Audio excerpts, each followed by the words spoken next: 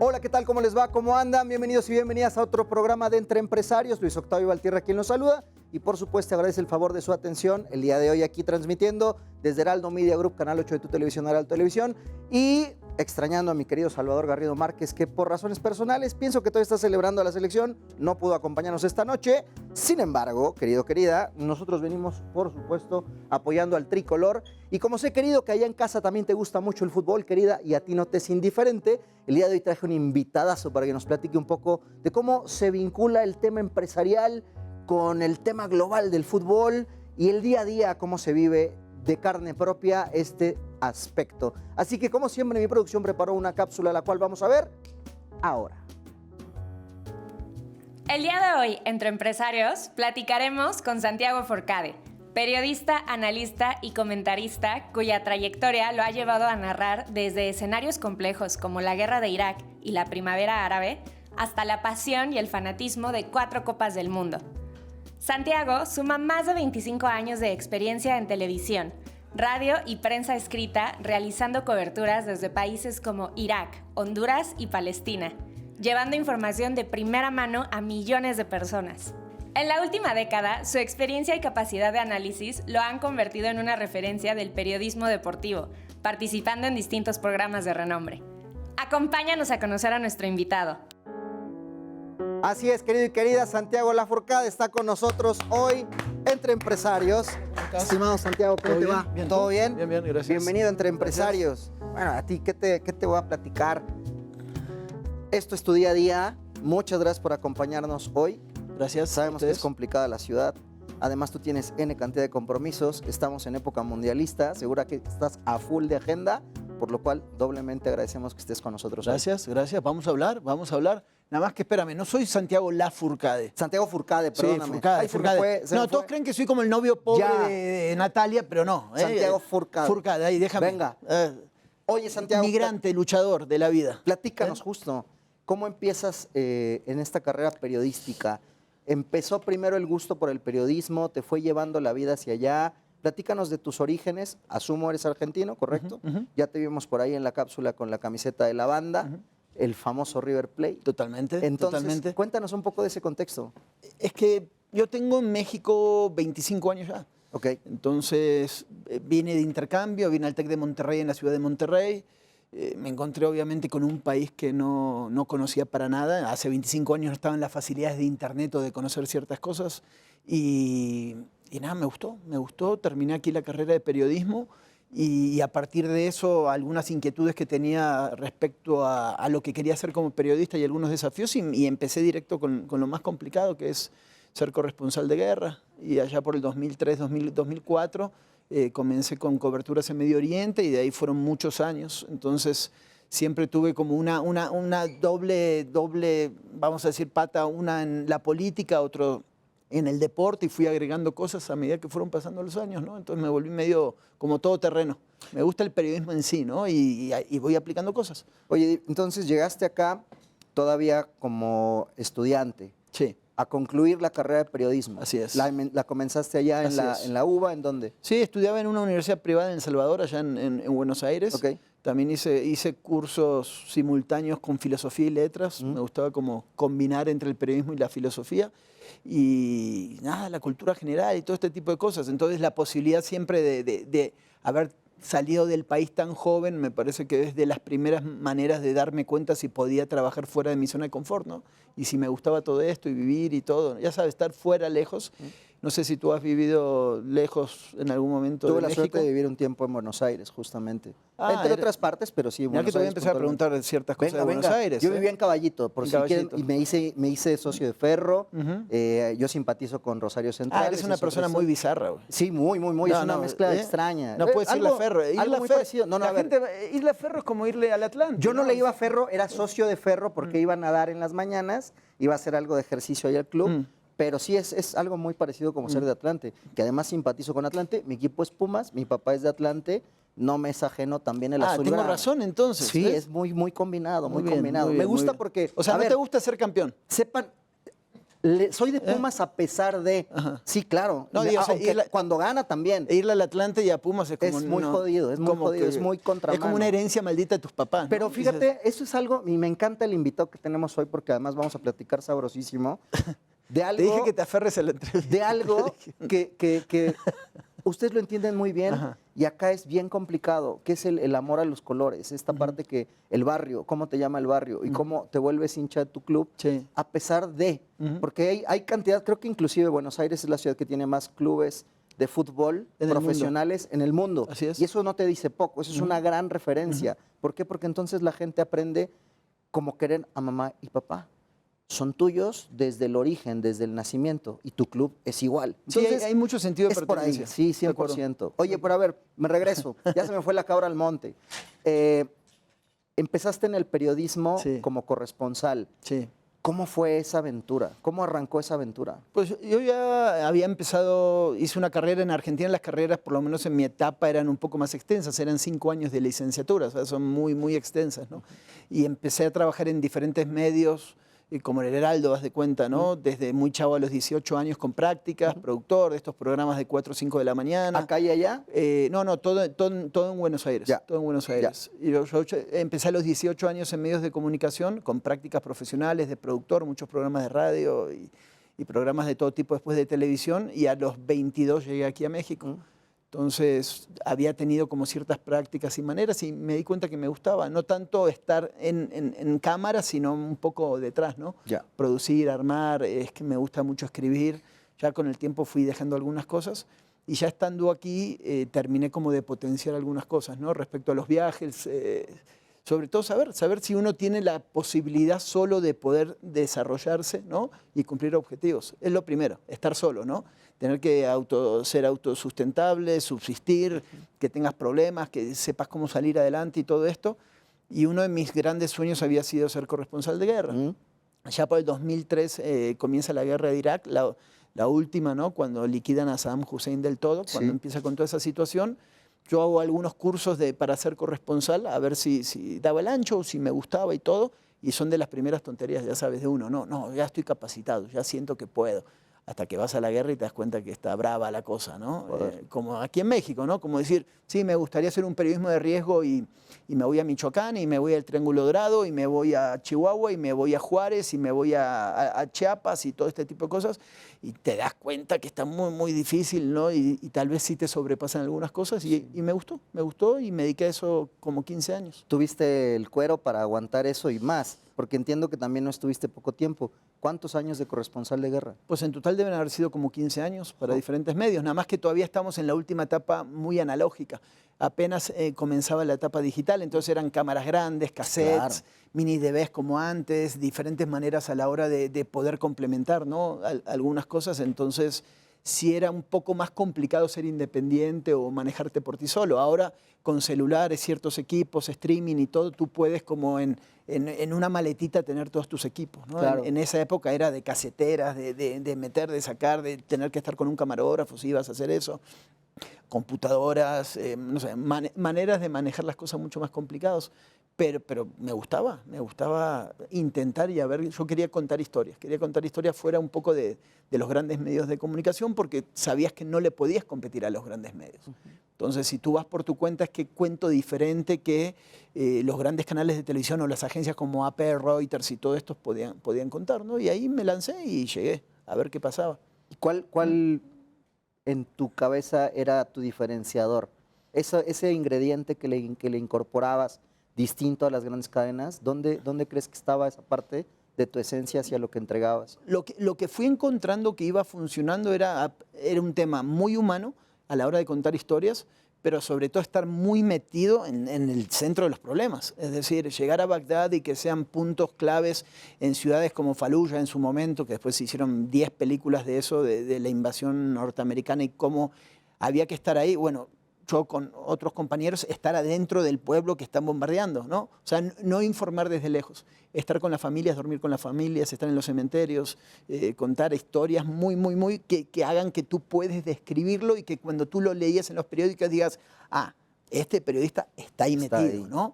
Que luego con el tiempo lo fui aplicando para México, ¿no? Trabajé luego para Grupo Milenio muchos años también, o algunas cuestiones también para Televisa, y eran, no sé, lo que pasaba en Michoacán con las autodefensas, o sea, estar adentro, ¿no? Estar metido y poder contar las historias para que el que te ve diga, sí, sí te creo. Sí te creo, sí Porque te la compro. es que con los años, por ejemplo, los medios de comunicación, la mayoría lo que hacen son para mí grandes supermercados, ¿no? ¿Qué significa esto?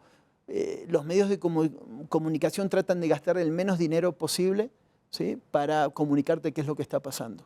Entonces, haz de cuenta, El Heraldo, ya me van a echar del Heraldo, pero bueno, haz de cuenta, El Heraldo, Televisa o quien sea tienen contratos anuales con agencias de noticias que les dicen, aquí te mando por día lo que pasa en Medio Oriente, lo que pasa en África, lo que pasa en Ucrania, lo que tal. Y pagan contratos anuales. Entonces la gente, nosotros mientras estamos en una taquería estamos viendo, ¿no? Bombardearon, mataron a 4, y todos los días eso. Pero eso te lo da una agencia, sí. No te lo da un periodista mexicano. Sí, sí, de acuerdo. Entonces yo decía, pues yo como periodista quiero ir para explicarte a ti con tu lenguaje qué es lo que está pasando.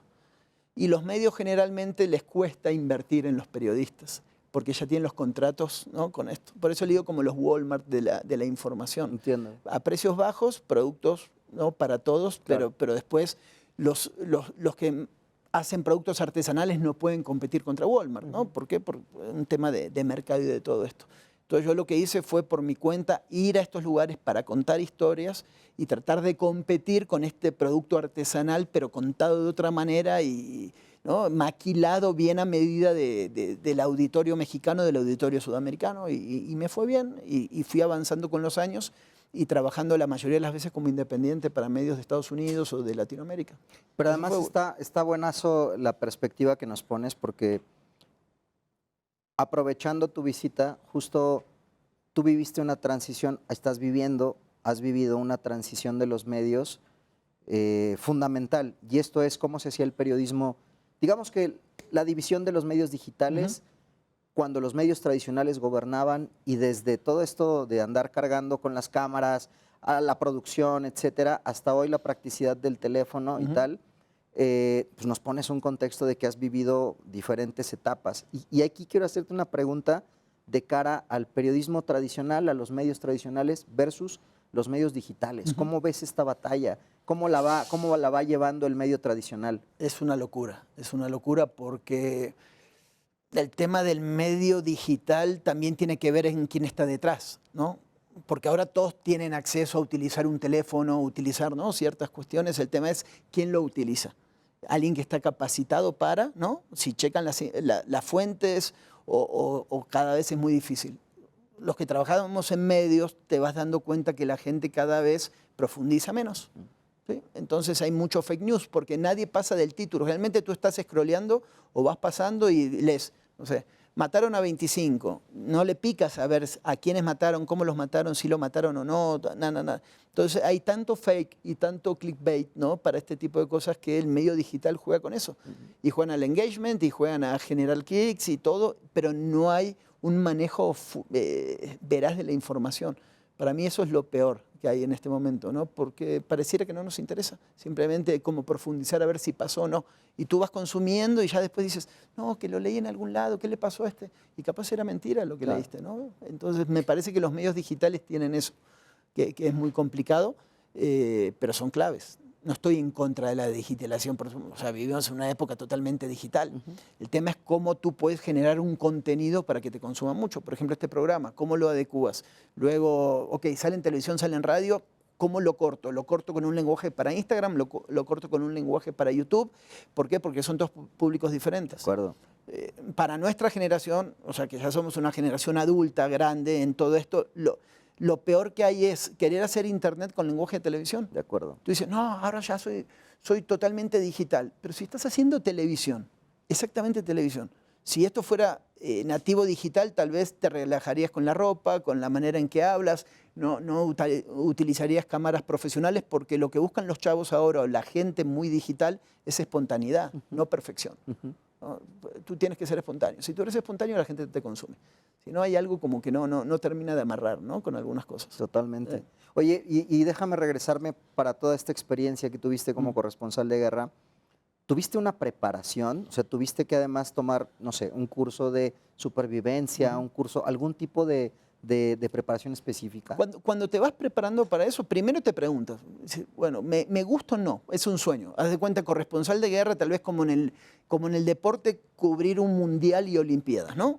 Para mí es lo top de lo top. No, o sea, no el mundial en tu país. Vamos a quitar México, nadie se ofenda, pero no cubrir, no, en tu país no. O sea, que tengas que ir a Qatar, a Rusia, a Brasil, a otros lugares, Sí. para tú trabajar fuera de tu zona de confort. Sí. Acá estás en tu casa, Sí. sales, desayunas y te vas al estadio Azteca. Es como trabajar en un día normal. Y la guerra es más o menos parecido. Tú dices, bueno, ¿cuán preparado tengo que estar? En tema técnico y en tema psicológico. Entonces, primero es el tema técnico. Muy bien. ¿Qué tengo que saber hacer? Cámara, escribir bien, ¿no? Ciertas cuestiones, tema de teléfono, de edición, de algunos puntos. ¿Sé o no hago bien eso? Pues yo considero que sí.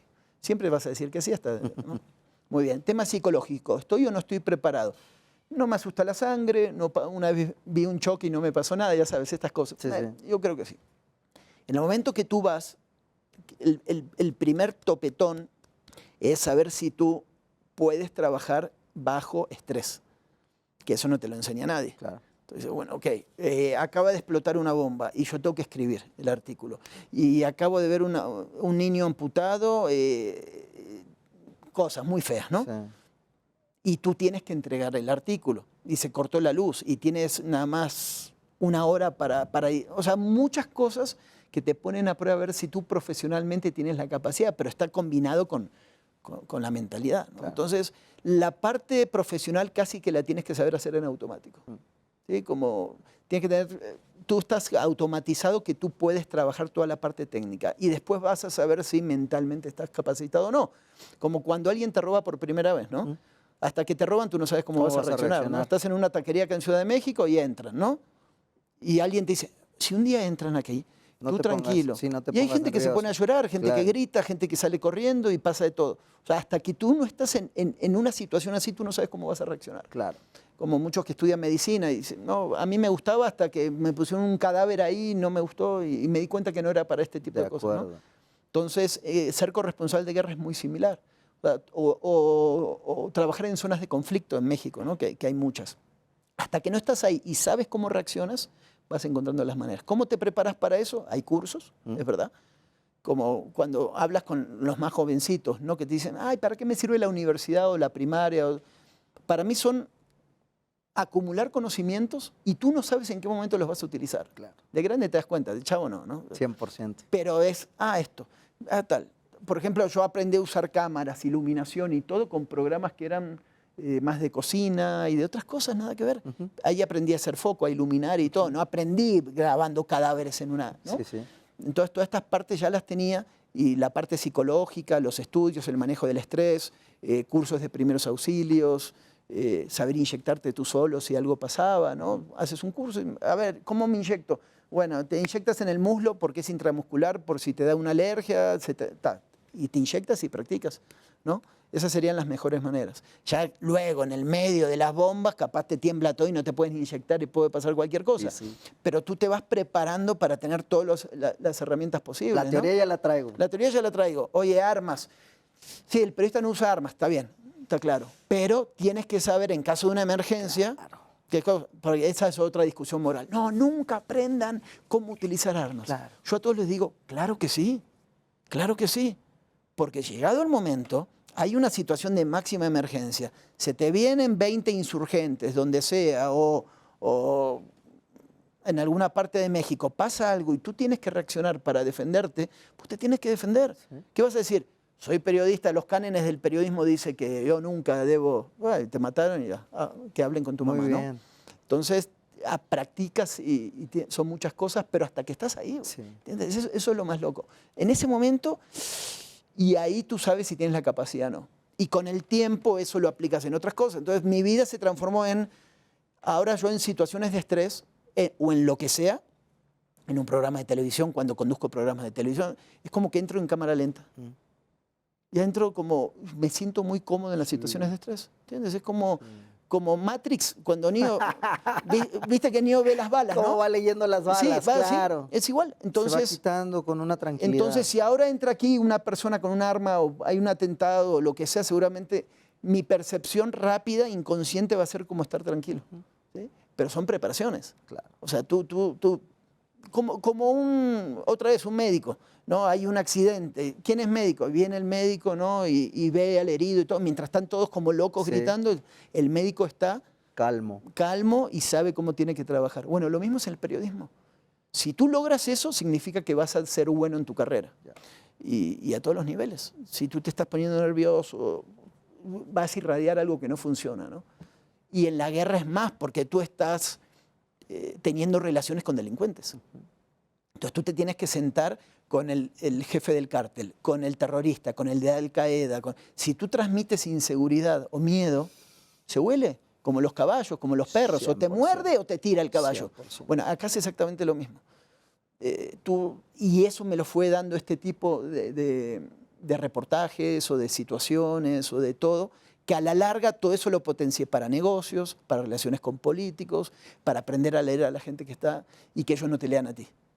O sea, tú te vuelves mucho más impermeable, pero sí vas detectando al otro, ¿no? Entonces, comencé con corresponsalías de guerra, con coberturas en zona de conflicto, pero actualmente que estoy más en temas de deportes y de asesorías políticas. Entonces, yo actualmente trabajo con senadores, con diputados, con alcaldes, estoy detrás de campañas políticas, en el manejo de crisis y todo esto. ¿Por qué? Porque traes todo el background de otras cosas que nunca pensaste que lo ibas a aplicar de esto, pero es lo mismo. Wow. Lectura de gente, manejo de situaciones, cómo ante una crisis una empresa tiene o un político tiene que reaccionar. Cuando todos corren como locos, tú, vamos por acá, hagamos esto, tranquilo, y manejas, ¿no? Pero mi expertise vino de las guerras.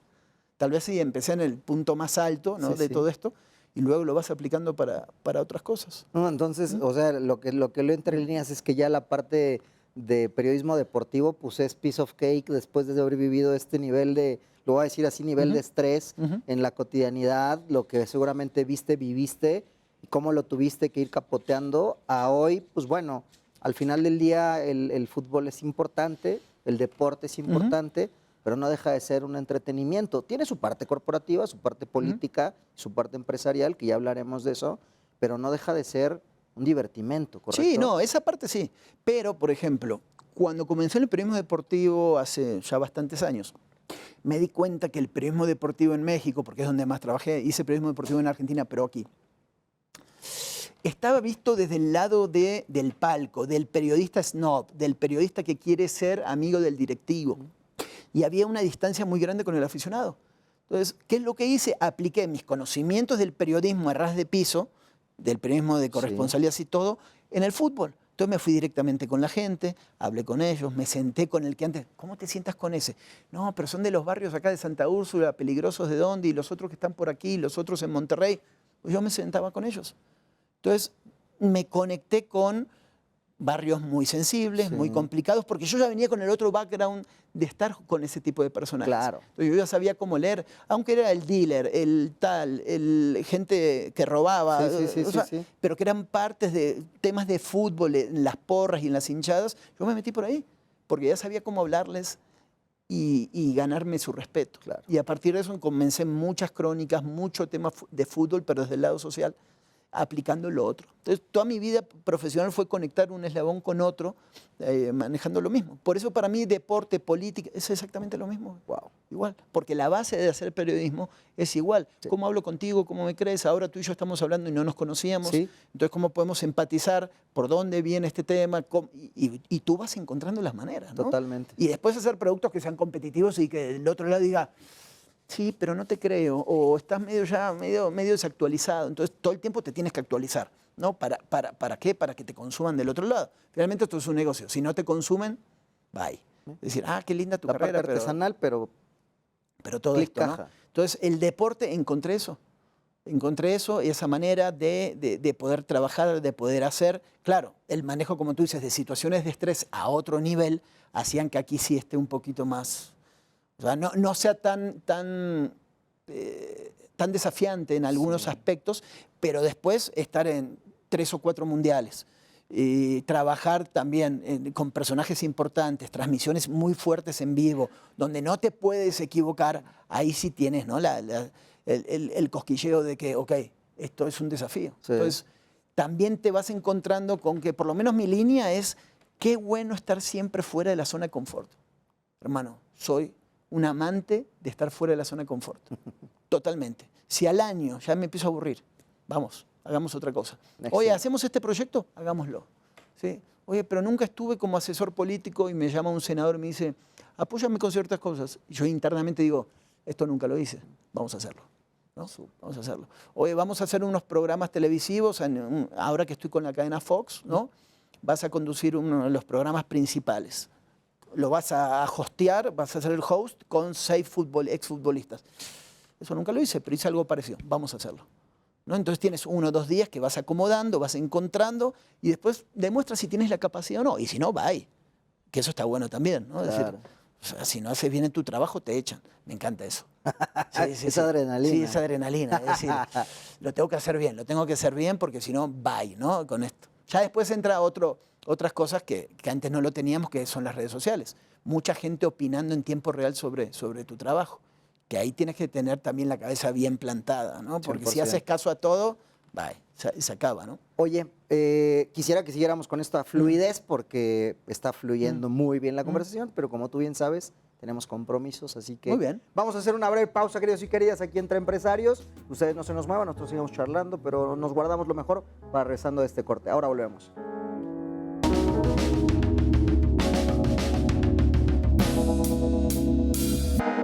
Asesórate. Asesórate. Asesórate. Asesórate. Asesórate. Asesórate. Asesórate. Asesórate. Asesórate. Asesórate.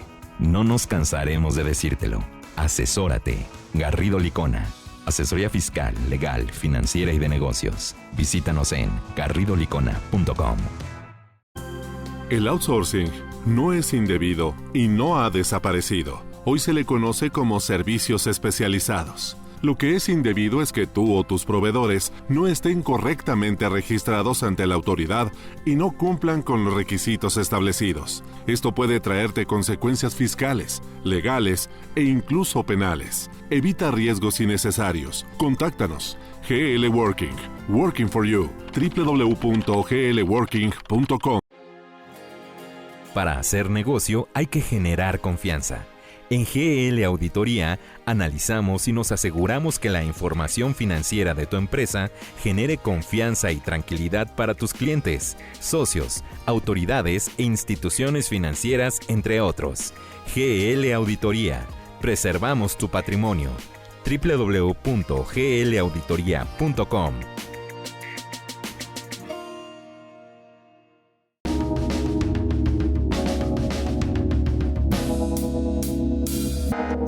Queridas y queridos, estamos de vuelta entre Empresarios. El día de hoy, nuestro querido Santiago Forcade está con nosotros, platicando entre empresarios, el ex corresponsal de guerra, periodista, hoy más enfocado al tema deporte, pero también a la asesoría, en general diría, la asesoría del manejo del estrés, del manejo en público. Ya nos dio por aquí unos guiños sobre esta parte de la consultoría política. Y quisiera retomar de aquí ese hilo para preguntarte lo siguiente. Ya nos decías que, bueno, al final del día este background de corresponsal de guerra o de corresponsal en conflictos te dejó mucho aprendizaje. ¿Cuál dirías que fue el más valioso que te dejó esta experiencia de haber pasado por esos conflictos y que puedes aplicar en tu día a día? Me parece que resolver y adaptarte. ¿No? Siempre van a aparecer situaciones nuevas, las cuales tú tienes que resolver. Entonces tienes que encontrar las maneras ante una situación incómoda, hostil, una situación donde tú no tienes el control de todo lo que pasa a tu alrededor, de tener que resolverlo. Y me parece que eso aplica a todo, ¿no? Y te vas encontrando con que estamos en una generación más nueva donde le ponen todo en bandeja. Entonces sigue siendo muy importante tener tú la capacidad, sin tener que depender de otro, de poder resolver. Resuélvelo. No me vengas a decir cómo lo hiciste. Resuélvelo, ¿no? Sé pragmático. Yo sí soy muy pragmático en esta parte. No soy by the book en casi nada. Sí tengo una situación con eso. O sea, no sigo muchas reglas. ¿no? Yo voy sobre los resultados. Que tal vez eso también me lo dio las zonas de conflicto, ¿no? Es decir, bueno, ¿cómo logras ciertas cosas? ¿Cómo apoyas a la gente? Lo que tenía que hacer es, tengo que hacerlo porque lo tengo que hacer. Después, si hay un manual ISO 9001, no me importa, ¿no? Si después veremos las maneras, pero te tengo que dar el resultado, y eso en la vida real, en las empresas o donde tú quieras, me parece que es de las cosas más importantes, ¿no? Y por eso creo que se fue permeando un poco mi mundo entre el deporte, las situaciones de crisis y la política. Porque en la política pasa mucho eso, son situaciones y gestión de crisis, ¿no? ¿Cómo das ese salto al periodismo deportivo? ¿En qué momento se hizo como este enroque? No sé si fue incluso así. Platícanos cómo empezaste a involucrarte también más en la parte deportiva. La parte deportiva, cuando yo inicié a los 18, 19 años, de mis primeras experiencias en producción, en radio o en televisión, tenían que ver con deporte. Entonces, siempre el deporte a mí me gustó mucho, me gusta el fútbol, me gusta el deporte en general, ¿no? Ya luego, como te mencionaba, de 2004 en adelante me meto en temas de conflictos sociales y todos estos viajes por el mundo para coberturas. Pero luego en México, del presidente Calderón, sobre todo, allá de 2008, ¿te acuerdas? Era un México convulsionado por la guerra contra el narco, ¿no? Ahí yo ya tenía varios años de background de cobertura de conflicto. Había estado en Colombia, había estado en Medio Oriente, había estado en varios puntos. Y me encontré con que ya no tenía que viajar por el mundo para hacer coberturas, ¿no? Porque la mayoría de los problemas estaban aquí. Me transformé en fixer o trabajé para muchas cadenas con gente que venía acá. Y yo vivía de base en la ciudad de Monterrey. Muchos años viví y sigo viviendo en la ciudad de Monterrey, entre ciudad de Monterrey y México, ¿no? Pero es diferente tú viajar a África o a Medio Oriente, hacer una cobertura y salir y esto lo explican muchos periodistas muchas veces, tú hacer tu cobertura en tu propio país y en tu propia casa, ¿no? Entonces Monterrey, que era una zona muy álgida del norte del país en temas de narco, en aquellos años 2008, 2009, 2010 y para adelante, yo ahí sí continué con cobertura sobre narcotráfico, derechos humanos, cárceles, toda la frontera, Tamaulipas. Estaba muy metido, muy, porque claro, como yo venía del otro, hay otro tema ahí que te vuelves a sentir medio como que no te va a pasar nada, ¿no? ¿Por qué? Porque ya estuviste aquí, estuviste en lo otro, te sabes los secretos, sabes cómo. Y empecé a tener muchas situaciones muy graves hacia mi persona también, ¿no? Temas de seguridad muy fuertes. Y forcé la máquina hasta que en un momento dije, tampoco hay que ser un kamikaze, ¿no? Si no freno un poquito, esto va a terminar mal en algún momento, ¿no? Por interrelaciones que yo ya tenía con gente de los cárteles, cosas que pasaban, o me levantaban y me decían, ¿por qué tal cosa? Unos golpes, o empezaban a hacer cosas que, claro, uno lo normaliza porque está acostumbrado a ese mundo, pero no era normal para nada. Claro. Y dije, ¿sabes qué? Voy a empezar a mixear en ese momento. Yo era columnista político de Grupo Milenio, como 10 años.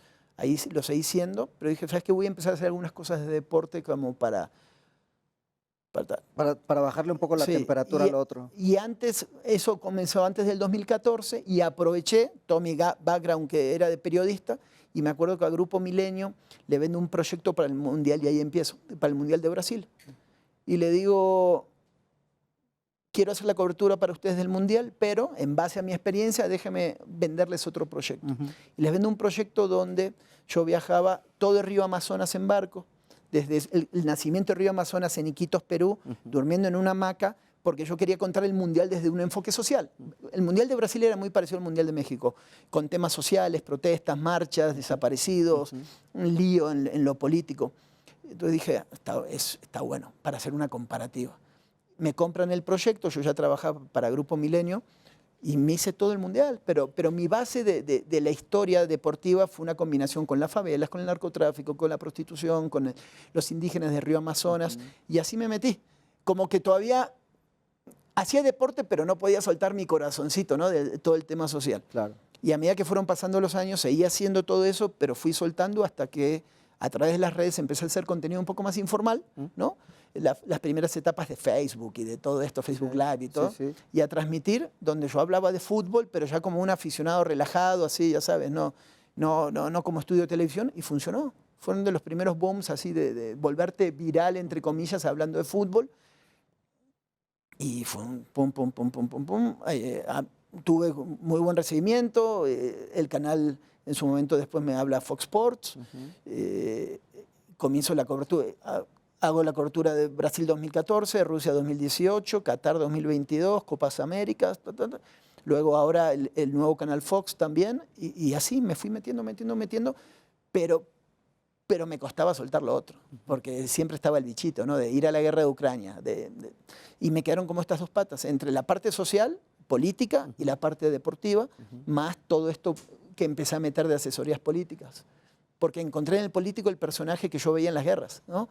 Que necesita a veces, ¿no? Cómo manejar ciertas situaciones, gente que no está tan formada para situaciones de crisis y que yo les podía dar otro expertise, ¿no? Para solucionar cosas. Entonces hoy tengo una pata en cada lado, ¿no? A mí me encantaría enfocarlo, la charla a la parte deportiva, porque acá somos muy apasionados del fútbol, acá en este espacio titulado Entre Empresarios, pero me voy a traicionar a mí mismo porque también me llama mucho la atención esta otra faceta que probablemente desconocemos la mayoría sobre tu profesionalismo en esta asesoría a los políticos. ¿Qué llega a un político? Y déjame también hacer un paréntesis. ¿Empresarios también asesoras? ¿También? ¿Qué llega a un empresario También. y te pregunta, y llega y te dice, Santi, necesito que me ayudes?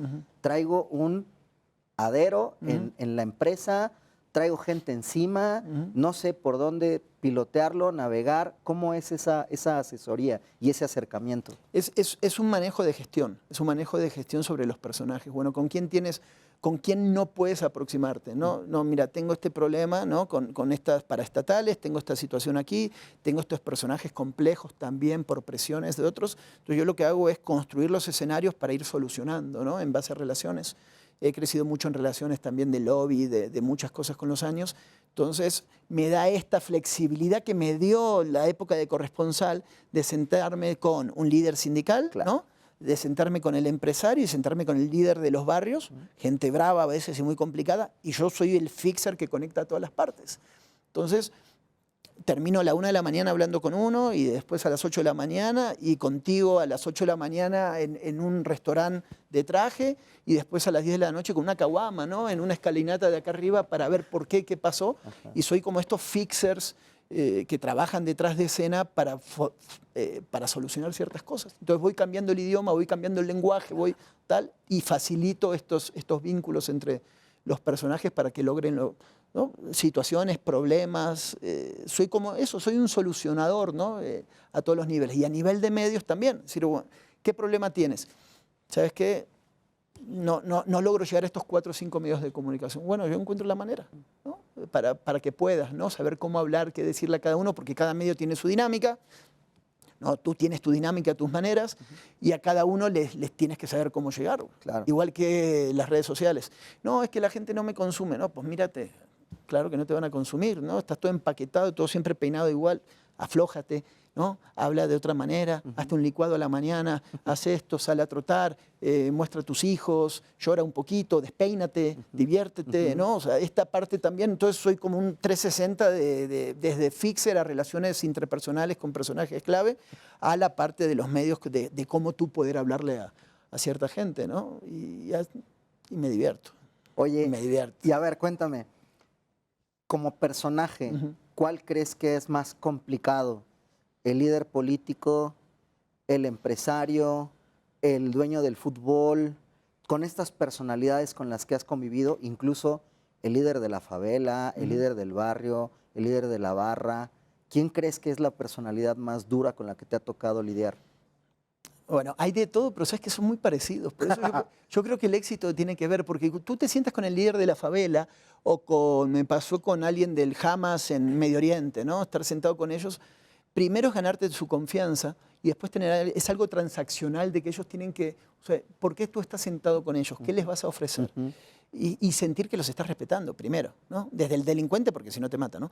Pero y después al político aquí, o el senador, o el diputado, tú tienes como que entender perfectamente lo que quiere y hablarle al directo, como dicen ustedes, hablarle al chile, ¿no?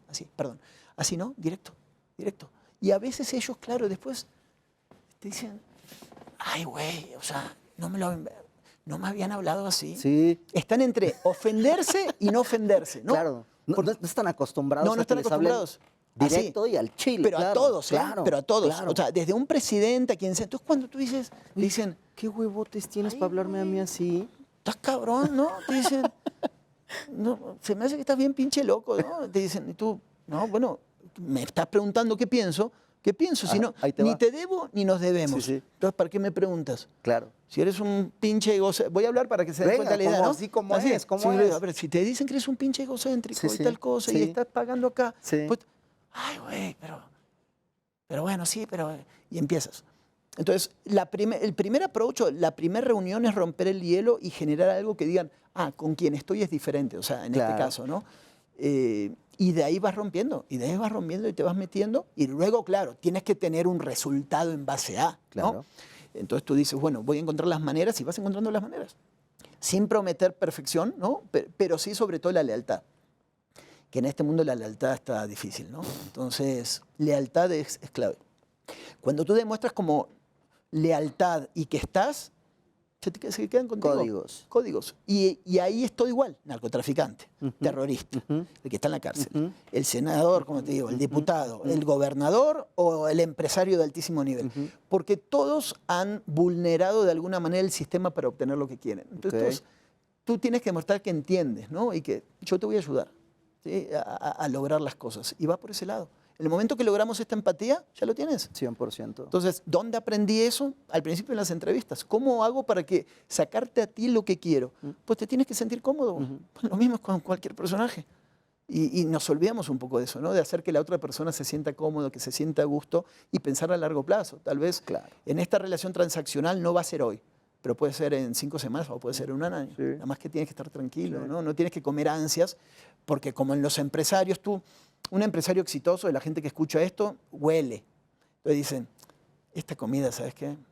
Gente como tú ha venido 300 veces. Entonces esto no va para ningún lado, porque sé que tú quieres esto y esto y esto y esto. Entonces tienes como que ir llevando el camino, ¿no?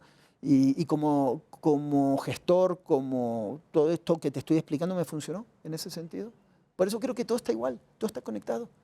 No importa con quién hables. Qué interesante. Como demostrar respeto y que la otra persona, tú sabes cuando bajó ya la guardia. La guardia y puede hablar contigo. Y te está a todos hablando los la niveles. persona, no te el está hablando personaje. la persona. 100%. Y lo otro es la parte humana. A veces sí tú aprenderte ciertos trucos en detalles donde...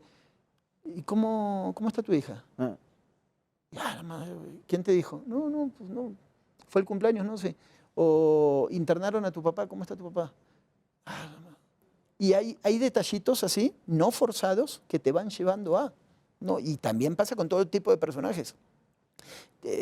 Me ha pasado en África o en otros lugares donde tú estás con personajes muy complicados, llenos de armas, y viene la niña corriendo y con el papá, ¿no? Y tú terminas con el niño, con la niña, hablando con eso. Y ellos están esperando que tú les saques algo de negocio o algo por lo cual llegaste. Y yo he pasado 2 días enteros sin hablar de nada. En Colombia, por ejemplo, construí una identidad falsa para llegar a una zona de cultivos de coca, en la frontera que había con Ecuador. Era muy complicado llegar y yo quería hacer un documental sobre la producción de coca. Eran 2 etapas, la producción de coca, y Génesis, le llamé Génesis y Apocalipsis. Génesis era Colombia y Apocalipsis era ya la venta de la coca acá en los cerros, acá en Ciudad de México y en Monterrey. Wow. Entonces me fui, construí una identidad falsa de un empresario que iba a comprar unas tierras en el sur, con un contacto, y terminé en el medio, ¿no? de donde estaba, con una persona que me llevaba, pero tardé días sin hacer nada, nada más jugando con los niños ahí en el barro y estando acá, en el medio de las chozas, ahí en estos lugares colombianos, hasta que pude hacer todas estas grabaciones y todo. Que yo digan, todos sabemos, o sea, no vas a engañar a nadie, ¿no? Esto es como cuando tú estás con alguien muy de barrio y tú eres tal vez de otra clase, otra clase social, ellos saben. Sí. O sea, no te tienes que tú vestir de una manera o hablar forzado para decir, no, soy como tú. Yo sé que no eres como... Entonces también la gente no es tonta, güey. No les quieras vender algo que no es. Y agradece la autenticidad. Exacto. Entonces tú le dices a lo que vas, y ahí va. Entonces Colombia fue un parteaguas muy grande de eso, en esa primera etapa.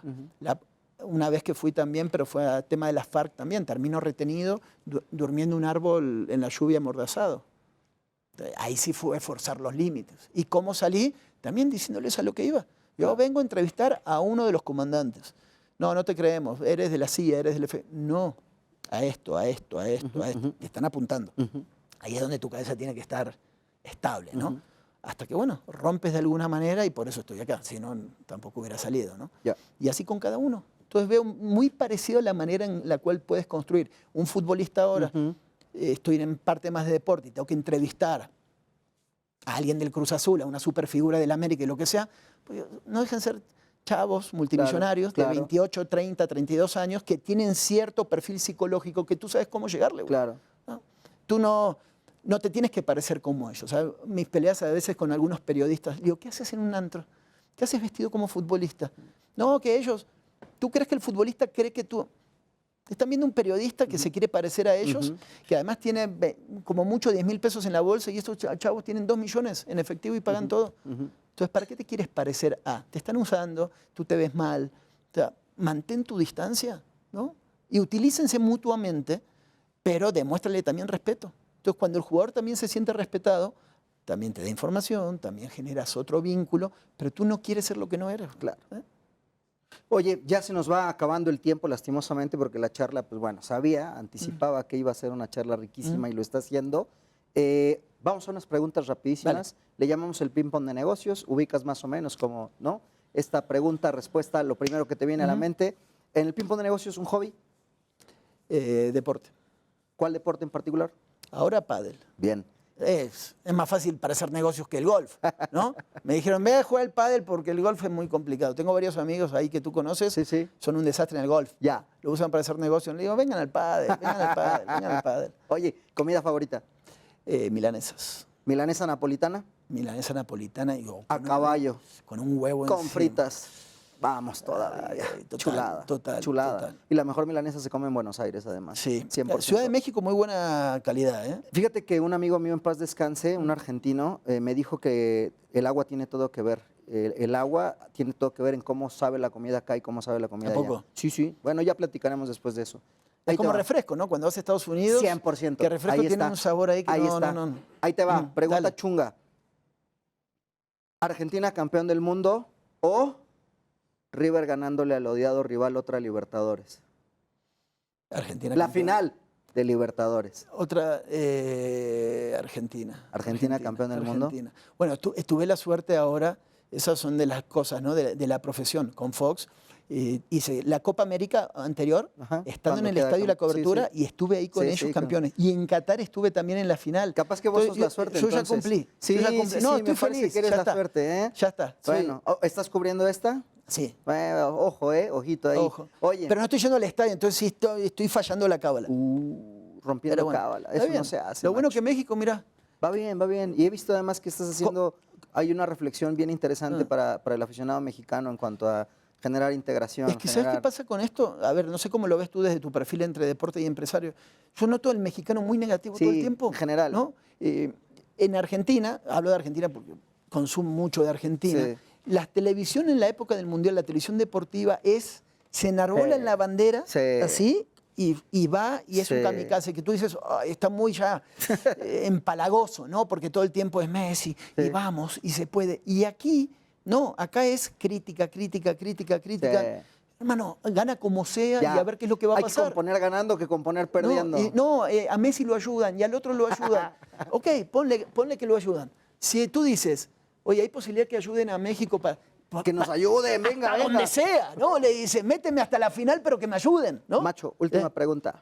Si tuviéramos que definir a Santiago en una palabra, esa palabra sería Un sobreviviente, sobreviviente.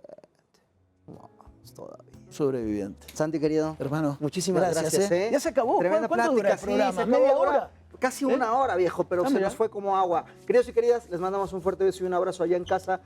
Nos vemos la próxima semana. Vamos a comprometer a este señor para que venga otra ocasión. Y ya nos enfocamos en deporte. Además, aprovechando ahorita que estamos con temas de mundial, habría mucho que preguntarle. Así que no se nos pierdan mucho. Nos vemos la próxima semana acá entre empresarios. Acuérdense, por únicas ocasiones, 11 de la noche. No se te olvide allá en casa. Beso grande, chau, bye.